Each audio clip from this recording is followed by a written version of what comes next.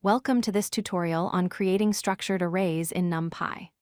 Structured arrays are a powerful feature that allow you to work with heterogeneous data, meaning data of different types, all within a single array.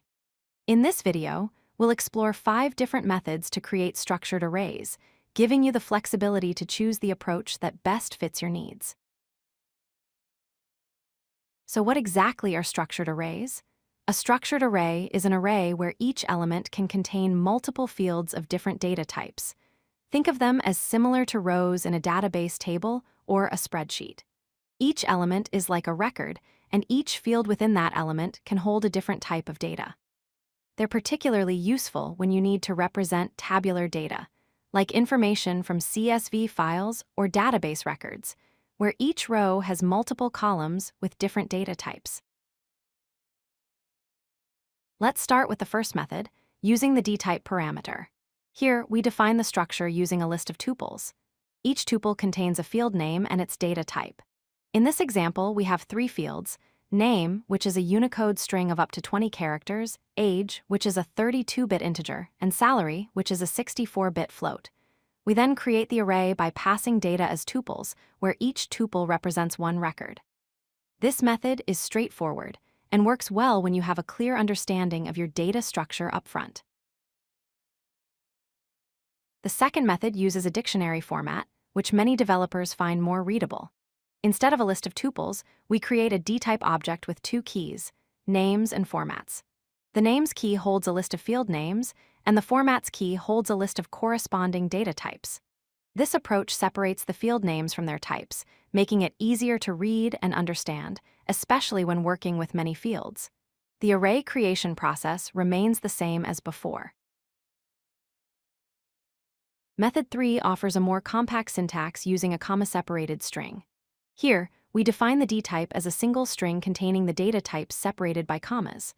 This is the most concise way to define a structured array, but there's a trade-off. You don't get to specify custom field names. Instead, NumPy automatically assigns default field names like F0, F1, and F2. You would access the fields using these default names, such as r_F0. This method is great for quick prototypes or when field names aren't critical. The fourth method uses NumPy's record array function. Record arrays are a special subclass of structured arrays that provide an additional convenience. You can access fields as attributes using dot notation.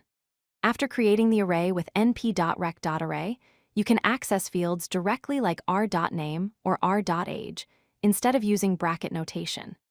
This makes your code cleaner and more readable, especially when working interactively or writing scripts that access fields frequently. The fifth method shows how to create a structured array from existing separate arrays. This is useful when you already have your data split across multiple arrays.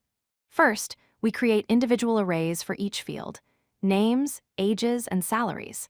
Then, we create an empty structured array using np.zeros with our desired dtype. Finally, we populate each field by assigning the corresponding array. This method is particularly helpful when converting existing data, or when you're building up your structured array piece by piece. Let's recap the key takeaways. First, NumPy provides multiple methods for creating structured arrays, so you can choose the syntax that fits your workflow best. Second, named fields make data access intuitive and self-documenting. Third, structured arrays let you store different data types in a single array, making them perfect for representing complex, real-world data. And finally, if you want even more convenience, record arrays allow you to use attribute access with the np.rec.array function. Now you're equipped with 5 powerful methods to create structured arrays in NumPy.